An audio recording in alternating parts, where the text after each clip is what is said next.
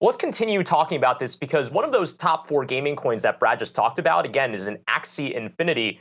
But there was news yesterday that hackers stole more than $615 million worth of crypto, Ether, and also USDC stablecoin linked to the game. It's a lot of jargon, but basically one of those play to earn games apparently had a vulnerability that was exposed. Let's bring in Ari Redbord, TRM Labs, head of legal and government affairs. This is a serious deal, area. It's the second largest theft seen in crypto. Again, hackers apparently able to exploit the side chain that serves as the rails for transactions in this game.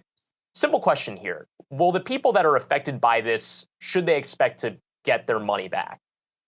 Yeah, no, it's a great question. And thank you for having me. And that was a great lead up because to understand this hack, it's really important to kind of understand the business model and just sort of level setting for a moment. Look, essentially what happened here is that Axie Infinity and the parent company created a blockchain in order to handle all of these transactions called Ronin. And even while the game is based on the blockchain Ethereum, what Ronin did was create a bridge to allow users to sort of do cheaper transactions on that blockchain. And this attacker really went after this bridge and was able to essentially steal private keys, hack into private keys to give them access to the bridge, where they drained about $625 million in today's number. I think really the question about sort of getting these funds back is really an open question today. I think one of the unique situations here is given the qualities of the blockchain, this sort of open, transparent ledger. TRM and others are tracing transactions and following these transactions in real time, hopefully with the prospect of seizing back these funds, whether it's law enforcement or someone else. But I think this definitely remains an open question. Yeah, and Ari, that's been the interesting part in all of this. Whether it is, we can look at it as a positive or not. You look at something like the hack with Bitfinex. They were able to trace the coin back then. We're talking about $3.6 billion. So if you're talking about the quality of the blockchain, how do the gaming coins hold up? Yeah, no, it's a really interesting question. And you know what, in the Bitfinex case, you essentially had those individuals launder funds, across blockchains and years, using every obfuscation technique that was available to them, mixing services and privacy coins. Here it's interesting. What we saw over the course of the last 5 days is essentially the attackers just go right to a cryptocurrency exchange to attempt to off-ramp these funds. Because as the blockchain is immutable and it's highly visible. So the world is watching these transactions. So rather than to try to obfuscate flows, these attackers try to get to an off-ramp as quickly as possible. Very, very different than the Bitfinex case.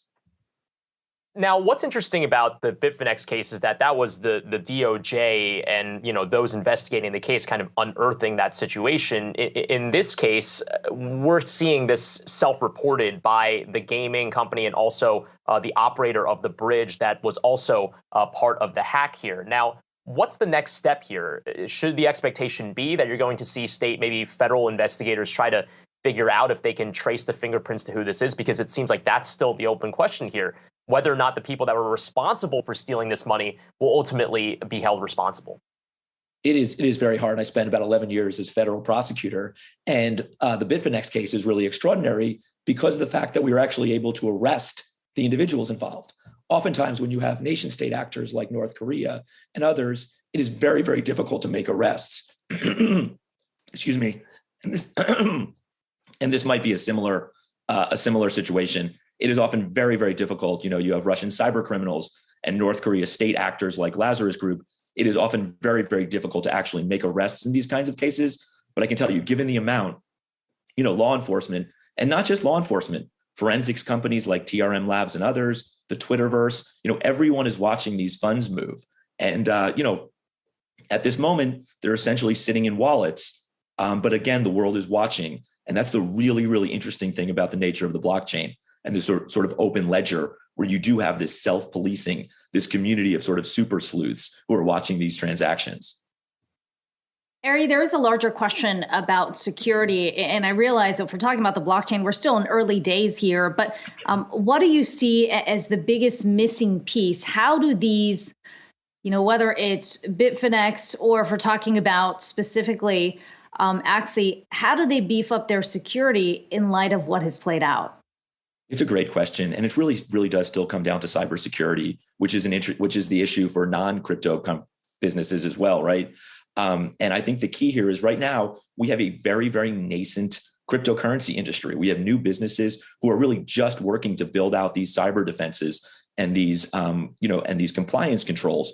You're seeing it happen, but the fact is, in the age of crypto, a hack means the loss of life savings potentially. And it's just so critical that these businesses do everything that they can to, on the one hand, harden cyber defenses, just like any other financial institution or business. But then on the other hand, really ensure that you have, blockchain intelligence and other sort of controls in place in order to track and trace the funds if there is an attack. And you see sort of Axie and the Ronin blockchain attempting to do all of that, in real time today.